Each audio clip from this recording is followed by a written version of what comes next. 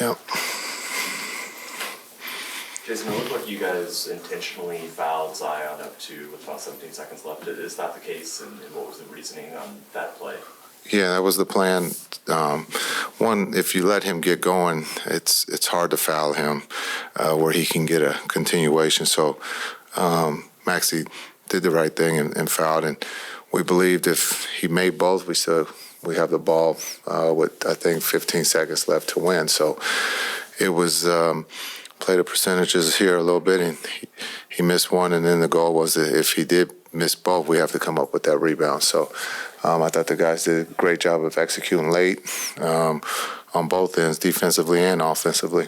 How do you describe what Tim and Yeah, our backcourt. I think it's the second time in franchise history that, two guys scored 40 points last year. Kai and Luka did it, and this afternoon, Timmy was huge for us. Timmy he kept us in there. He made some big shots, but Kai was steady the whole afternoon. He just took what they gave him. Again, he's been doing this on this homestand. He's leading us, and guys are following, and he puts us in a position to win.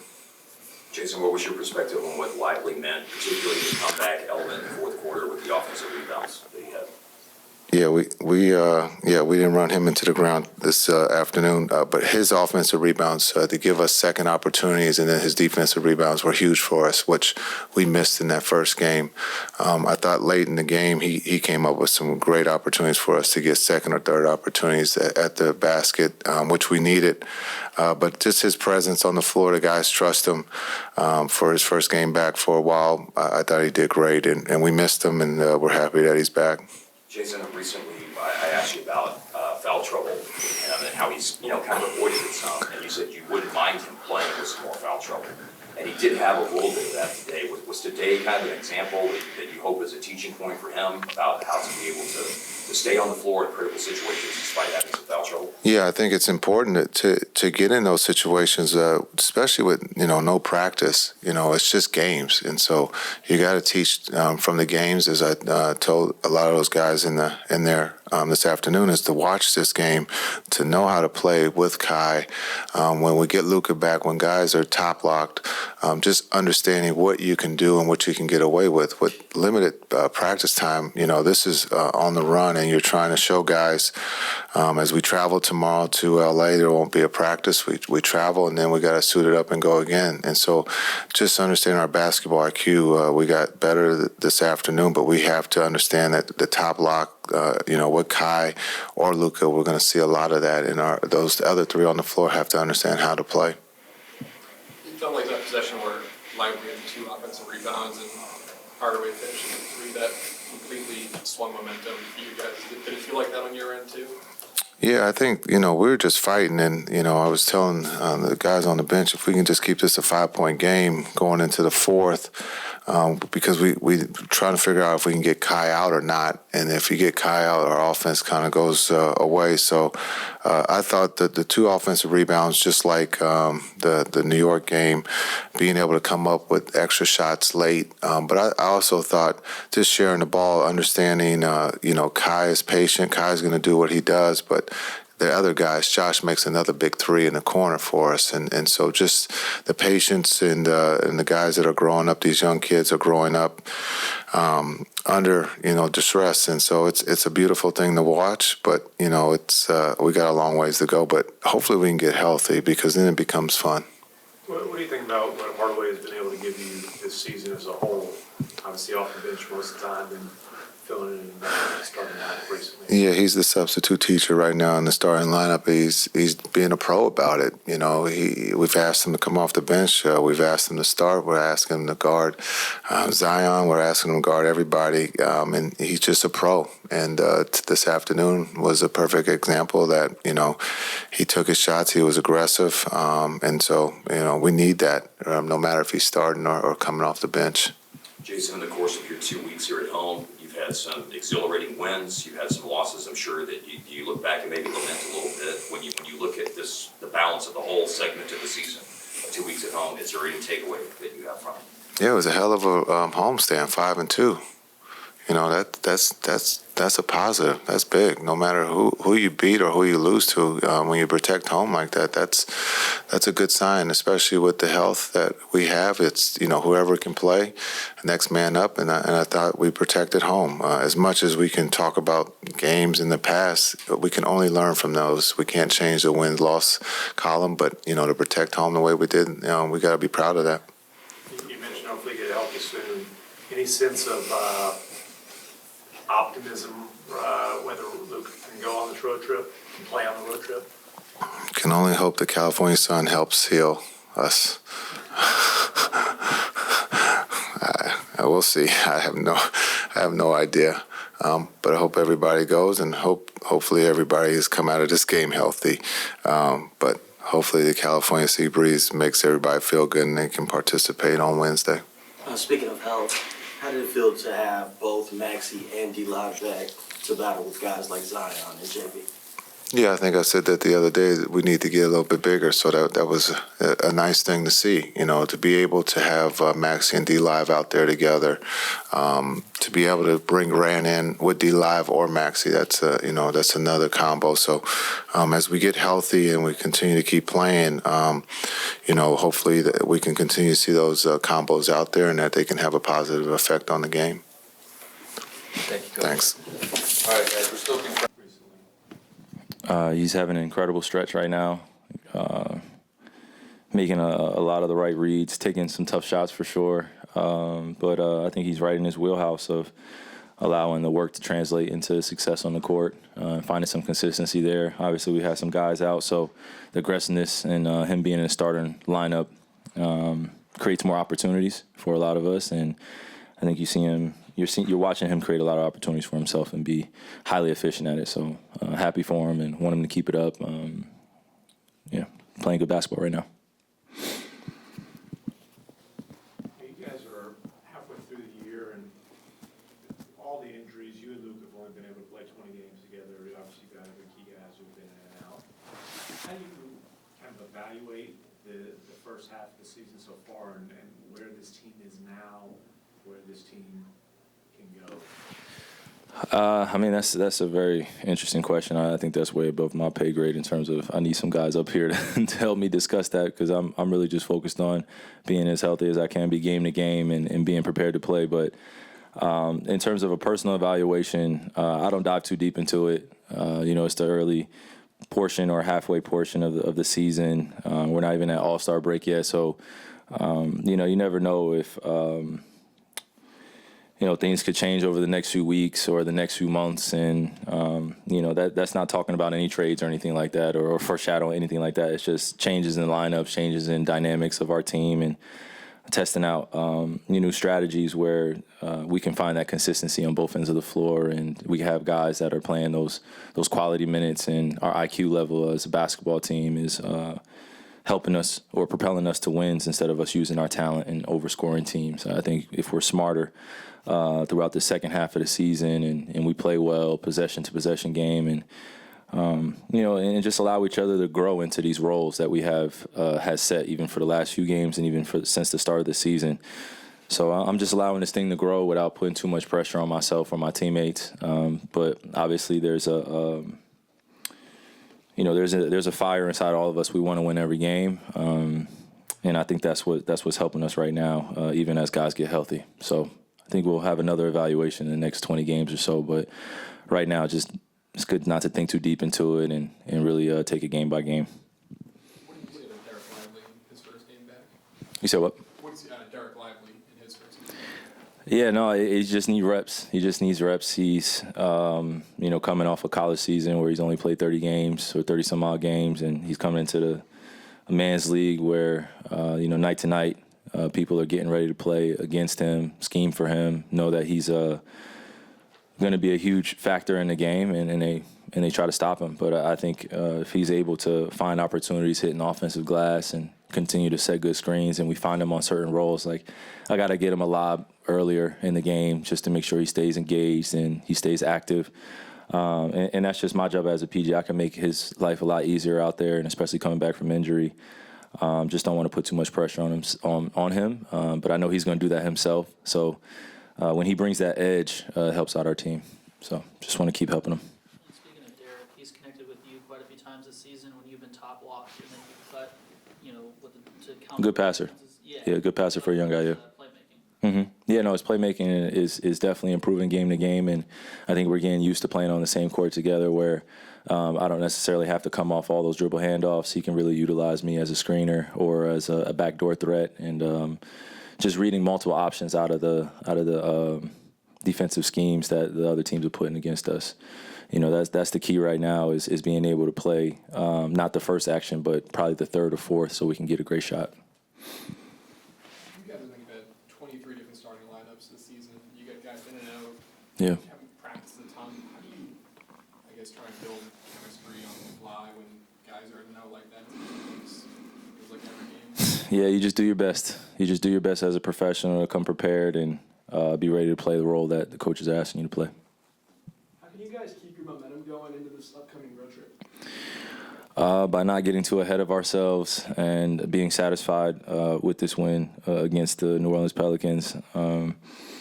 I feel like every time we take our foot off the gas pedal and we start hip and hurraying and celebrating wins like this, then next game we kind of drop a dud. I don't want to have that happen, and I don't want to say, even if that does happen in the next game, I don't want to say I planned it. It's just, I want to find that consistency. I know my teammates, the coaching staff, our management want to find that consistency as well, and that's what the healthy challenge is every day, is waking up, preparing as best you can, and then going out there and trying to play your best game and living with the results. Outside of the victory, what is the importance of today? Man, well, today is definitely about bigger things than just a game of basketball. I want to give a huge shout out and send my love and incredible energy to the King family and to everybody part of that lineage, everybody part of that revolution, everybody part of that movement that he was leading. He's definitely missed in today's world. His words are still reigning true throughout time, and I think we've seen it over and over again.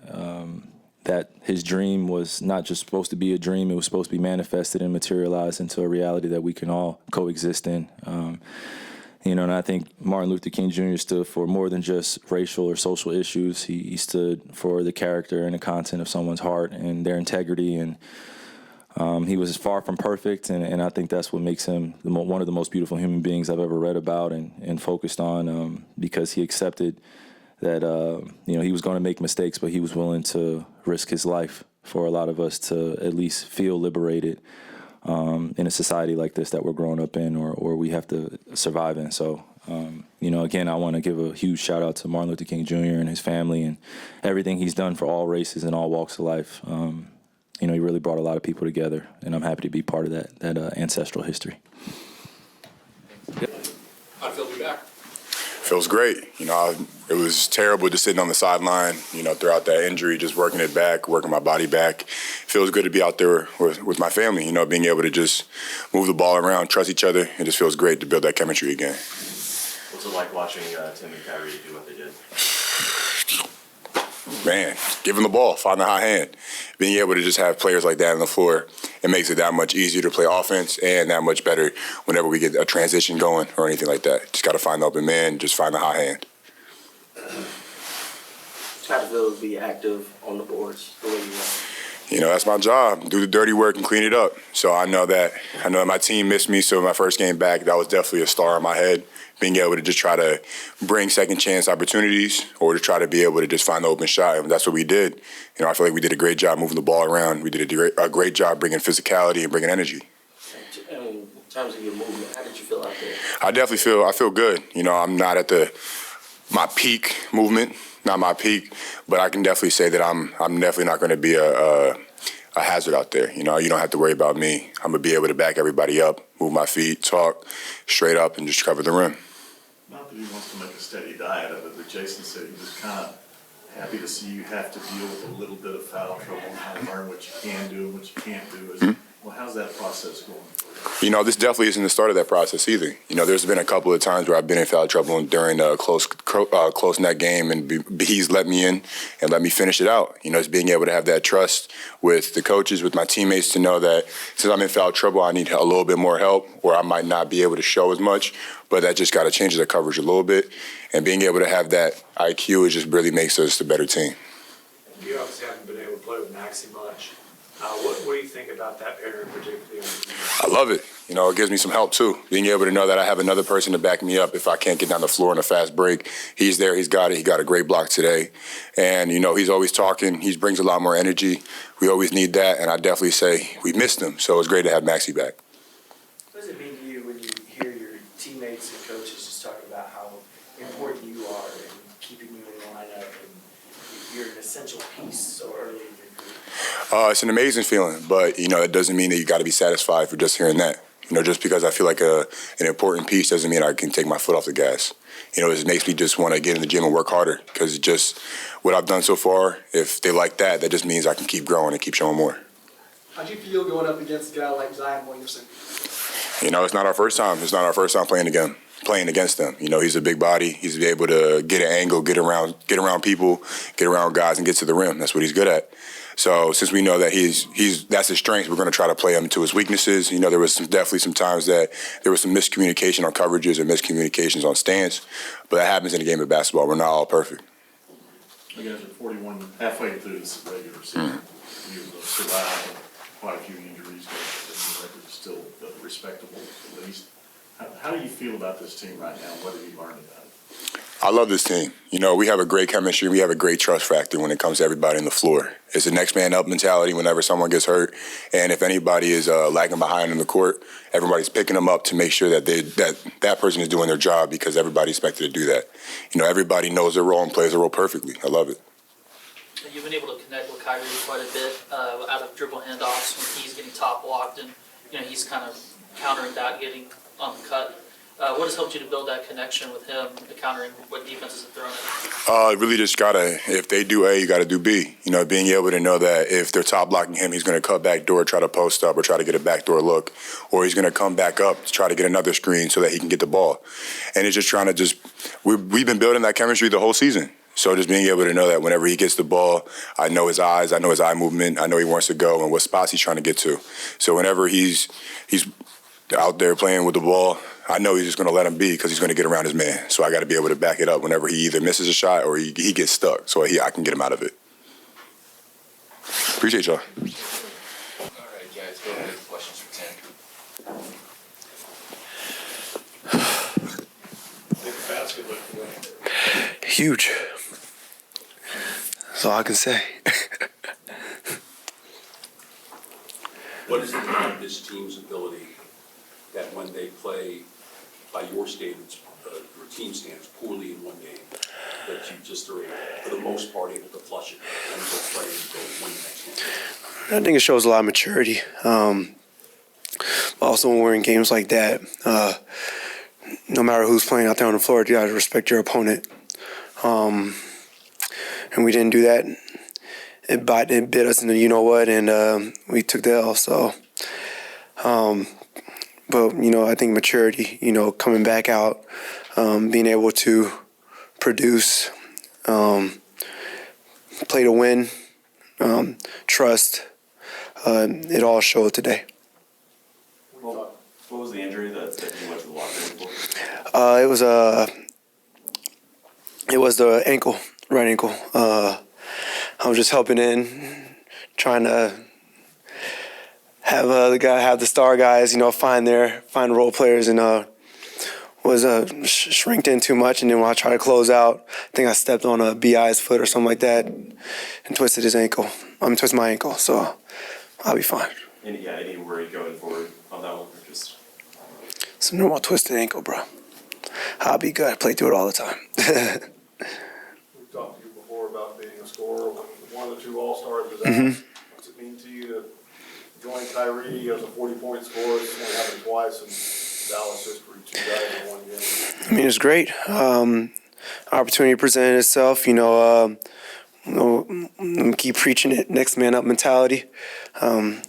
I wish I had a couple of them shots back. You know, a couple of them were open, spin move, layup, miss. So, but 41 sounds good.